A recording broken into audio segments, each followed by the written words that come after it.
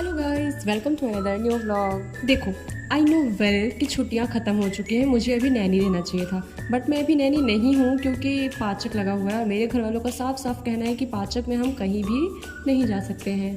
लेकिन हाँ, हमें बड़े ही दिनों से मन था कि हम अपने दादी माँ से मिल के आएँ, और कोइंसिडेंस तो देखो, उनका कॉल आ ही गया कि वो भी हमें बहुत याद कर रही हैं। तो सुबह सुबह उठने के बाद सबसे पहले चाय वगैरह पी करके और कुछ नाश्ता करके हम निकल जाते हैं कुराओं के लिए। और ये देखो, ये तो हर घर का है, हम जिनसे मिलने जाते हैं वही नहीं खाली रहता हमारे लिए, और हमारी चाची लगी हुई है यहाँ नाश्ता चाय बनाने में। और चाय नाश्ता करते करते और करने के बाद भी हमने काफी सारी बातें करी, और मैंने उस टाइम क्लिप्स नहीं शूट की क्योंकि मैं समाज में फोन नहीं चलाती हूँ गाइस। और बातें करते करते कब 12:30 बज गए पता ही नहीं चला। हाँ, हमारे खाने का टाइम हो गया था, मैं ये बताना चाह रही हूँ आपको। और हमारे चाची किचन में अकेले काम कर रही थी, हमें बिल्कुल नहीं अच्छा लग रहा था, तो फिर हमने सोचा हमें भी उनकी हेल्प करनी चाहिए।